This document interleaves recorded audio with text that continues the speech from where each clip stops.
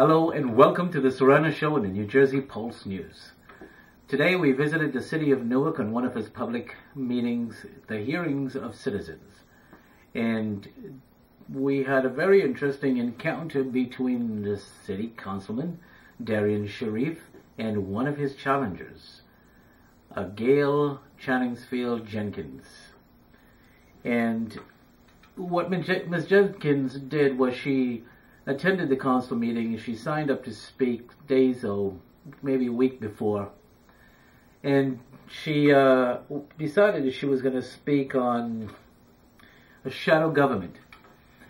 But during her speech, she raised up a literature that was written against her. And it was interesting to see what the reaction from Councilman Darrin Sharif is. Both these candidates are in the Central Ward in Newark. They are both looking to, Darrin Sharif is looking to keep his seat, and Gayle is looking to take it from him. She was a former councilwoman, and there was a deal that happened, and it was given out in these flyers, and she brought the flyers in City Hall to confront Darrin. And so when this was over, I asked one of the activists in Newark, and I said, look, what do you think about her bringing this up? And the activist said to me, hey, when you sling mud, sometimes it's going to come back to you. So here is the confrontation between the former councilwoman Gail Jenkins and the sitting councilman Darrin Sharif.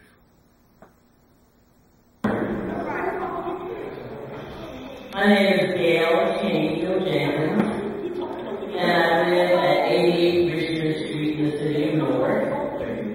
And I really live it. I really do live in the city of Newark. I want to talk about thanking the Dawson, Sharif, Spates, Shabar family for putting out consistently during election time smug. If you can never count anybody, you can certainly count on Mr. Sharif and the Dawson family for distorting people's records, calling them outside of their names, and not sticking with the issues of the city. Talking about what their candidate is going to do to fix the problem, not create a problem. But that's what they consistently do. Because when you're waging war, you always have mercenaries. People who get paid, put money in their pocket, and say whatever they gotta say, or whoever they gotta say it for, irregardless of whether the people suffer. This is the same family who helped bring Cory Booker to the city. And that's trying to do it again. They're trying to do it again, but that's their track record. You know, my grandmother used to say, the only thing you get from a hall is the drum. So when you're used to doing that, that's what you're capable of doing. Distorting people's records, putting out smut, and mistruth. Because you have to cloud what the real issues are. The real issues are people are tired. Lack of jobs, lack of police, taxpaying dollars going towards these shadow government, quasi-governmental agencies like Richmond Development Corporation that give out loans to people who hide in plain sight, whose businesses benefit from Richmond Development Corporation, and we're not going after them to recoup any of our money. They're not hiring nobody either. They're not hiring people, they're not creating jobs. We have the parking authority, with its quasi-governmental agency, shadow government. That's what this election is about. Getting rid of those who want to hide in dark rooms, who want to make deals, and who don't care about any of us. Who don't care about the fact that people in the city of Newark don't want negative stuff. So I thank them for vilifying me, because they love me.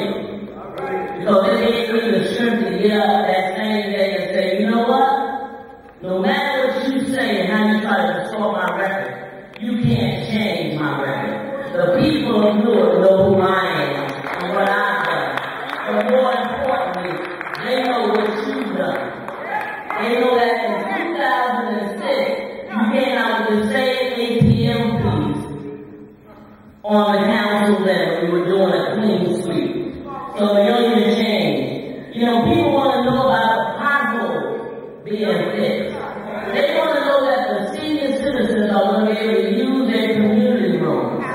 They want to know about the fact that managers and owners of these large apartment buildings are not going to be punitive and evict people when they seek out a former tenant organization against them, and then that person has to turn around and go get an attorney, fight, because the city council person didn't say to them, you don't have to do the fight, well, I'll call the management company up myself and sit down and talk with the management company and make sure they understand they can't evict you. Those are the things that we're looking for this council to do. Those are the things that the council has within their purview. Recreation. To portray the city of Newark in such a horrible way. Is that the only way that these people think they can win? Yes. To step on somebody in order to climb up to the top. But I guess when you've been in the gutter so long, and when you are the stench of the lack of integrity and character, you can't do anything else but roll around in the world. You can't do anything else but drag people down here. But what we want the people to concentrate on is the shadow government that is existing in our midst. The government that is telling us who our leaders should be and who our leaders could be. Instead of listening to the people, we have hospitals in the city of Newark that do a great job. We have people in the city of Newark who get up every morning and go drive out of here because they can't work in their own municipality.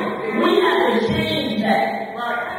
And the only way you can do it is not by slinging bugs and not by throwing a rock and hiding your hand. It's by standing up and saying, this will not happen in my city. My name is Gayle Chaneyfield Jenkins. I'm on King Morocco. My mother is Sharif, and I'm with this city for the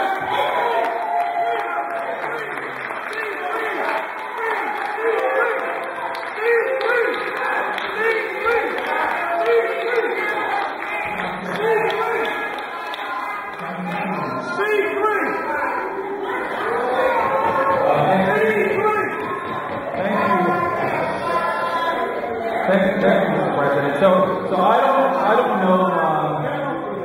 don't know who Ms. King was talking about when she mentioned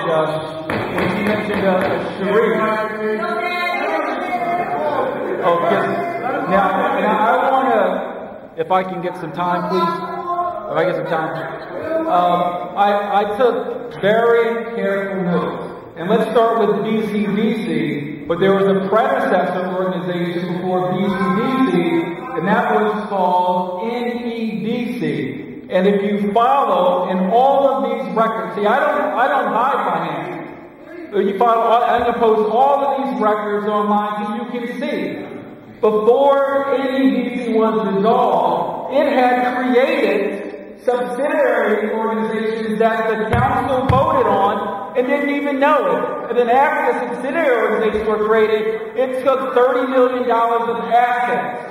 When the Booker administration, and I've never been on the Booker team, when the Booker administration came into office, they prepared a complaint that was about to go to the court, and through a negotiation, and this is a settlement agreement, and again, I will make this settlement agreement available to anyone who wants to see it. This settlement agreement essentially said the assets that the subsidiaries of NEDC took, they have to give them back. And when these subsidiaries controlled things like parking garages and got revenue that they didn't totally report to this government, Ms. Chaneyfield was on the council.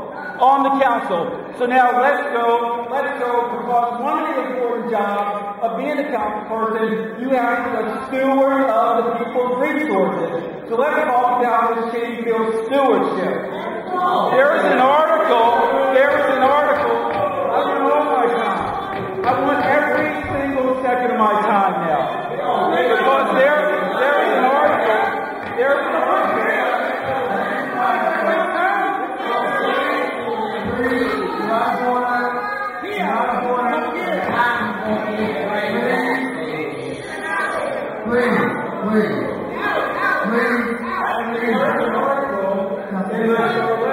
and it talks about council spending. We're not having a shot match. The councilman saying, the councilman is thinking, I'm just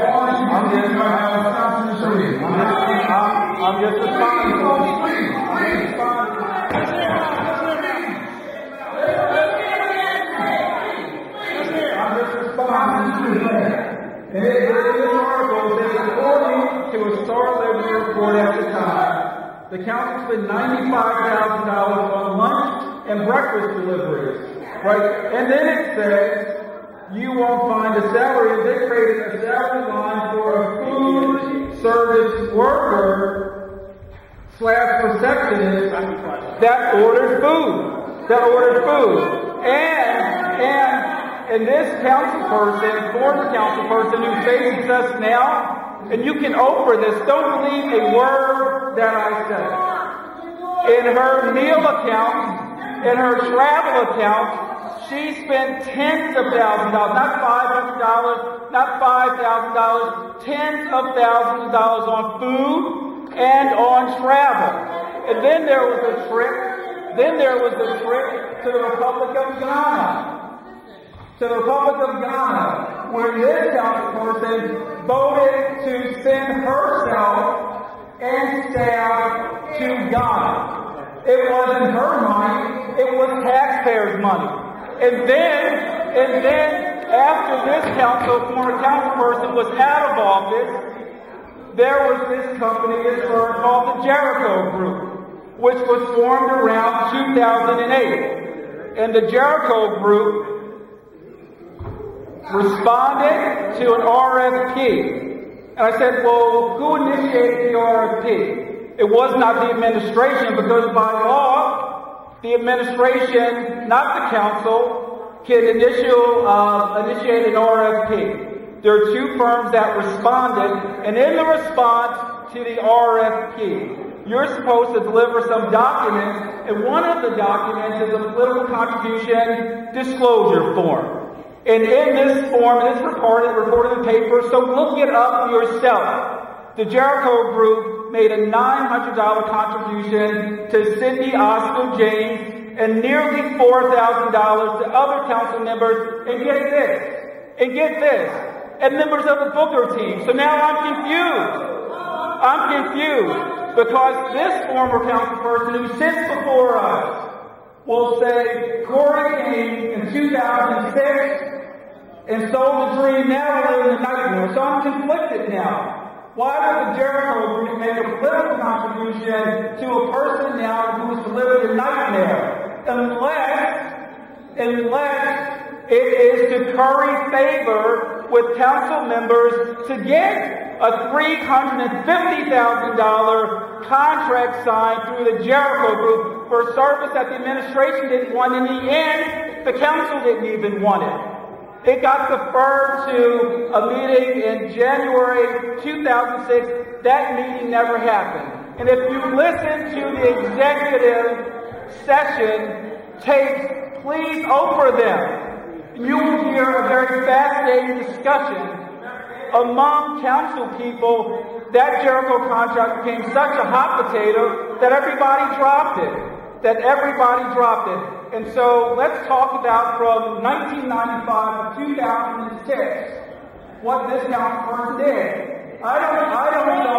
So when she talks about the Sharif, I don't say anything behind closed doors. I say everything on record. And I will now, through our chairman in this clerk, because I've been asking the clerk for a long time, I want the full proposal that the Jericho group submitted in response to an RFP that the council did not solicit, because you know why? This former council person was on the council in 1995, but guess what? In 2005, then Mayor James sued the council, saying the council could not initiate their own contract. So even when the Jericho group responded to an RFP that wasn't initiated by the council, she knew that the municipal council didn't do that. So I'm happy. I'm so glad to see you here returning to the scene of the crime, because as you sat up here and vote after vote after vote of taxpayer money for you.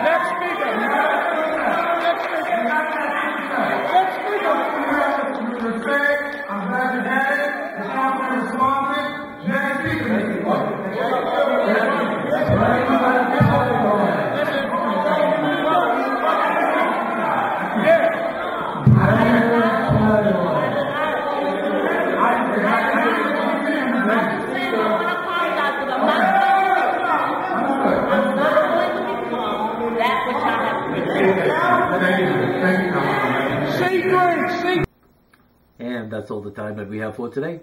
Thanks for watching, and bye for now.